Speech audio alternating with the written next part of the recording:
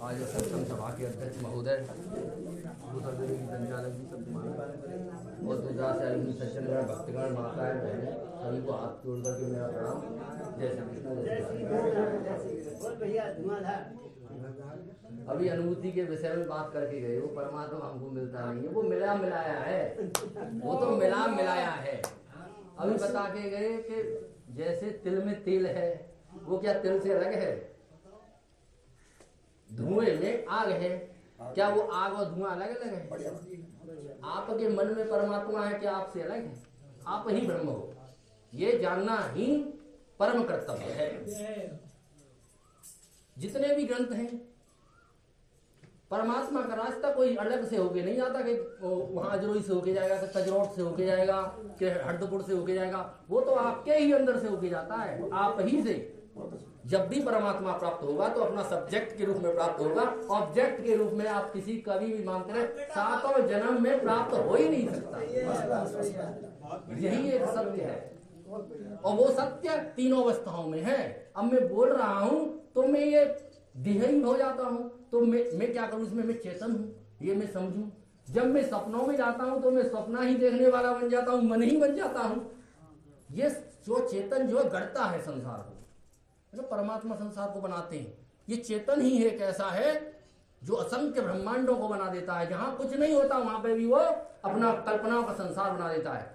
क्या पता ये भी एक कल्पना ही हो जो हम सत्संग सुन रहे हैं, ये भी एक स्वप्न है। इसको प्रमाणित करने के लिए आपकी रामायण में भगवान शंकर जी कह रहे हैं, उमा कहूं में अनुभव अपना, सत हरि भजन जगत सब सपना। और सपना है ही।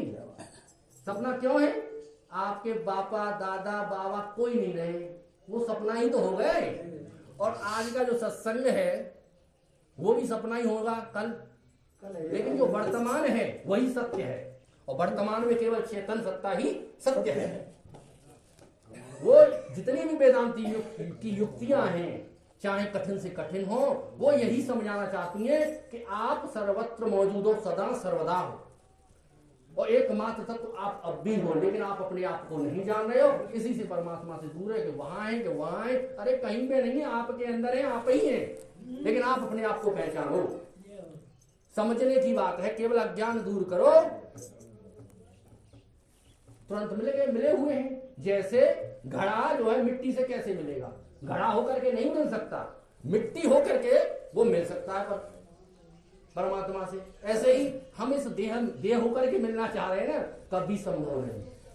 न मन होकर के संभव है। मन और इंद्रियां और तुम्हारे ये देह मैं नहीं हूं, ऐसा जब जानोगे, इसमें अपना मैंपन हटा करके वो अशुद्ध मैंपन जो चेतन ब्रह्म है, वो मैंपन जब आपका आएगा तब जानोगे कि मैं तो चेतन ब्रह्म हूं, मैं ये हूं ही नहीं। क्योंकि मैं इनके बिना भी मैं हूं। क्योंकि मिट्टी जो है बिना घड़ा के भी हो सकती है, लेकिन घड़ा बिना मिट्टी के नहीं हो सकता।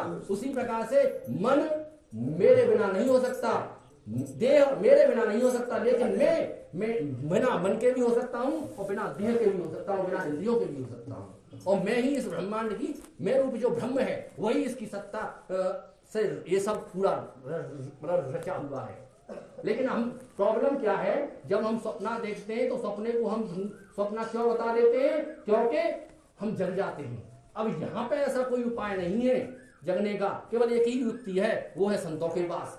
राम सनेही जी संतों के पास, वो इस संसार इस जागृत से हमको स्वप्न को दिखा दे। जिस समय आप इस जागृत को स्वप्नवत जानोगे तब आपको आत्मज्ञान प्राप्त होगा। तब आप कह सकोगे ये भी एक स्वप्न है, ये अपरिवर्तनशील है, नाशवान है, मिथ्या है, एक ब्रह्म ही सत्य है। तब ये सुक्ति सिद्ध होगी, उससे पहले नहीं। जब हमको आत्मज्ञान होगा तो हमारे जितने भी मान सम्मान व्यवहारिक जितने भी सत्य हैं वो सब खेल मात्र विनोद मात्र हो जाएंगे। ये हो ही नहीं सकता। आप जिस समय मिट्टी को देख रहे हो तो घड़ा नहीं देखोगे, और जिस समय आप घड़ा देखोगे तो आप मिट्टी को देख ही नहीं सकते।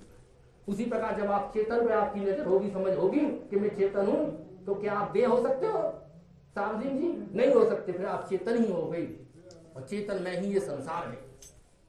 सो चेतन भरपूर, वही चेतन से ये भास रहा है, उसी की सत्ता से उसमें भास रहा है, उसी से उत्पन्न होता है, उसी में लय हो जाता है। उस ब्रह्म को हम प्रणाम करते हैं। जय श्री कृष्ण, जय श्री राधे।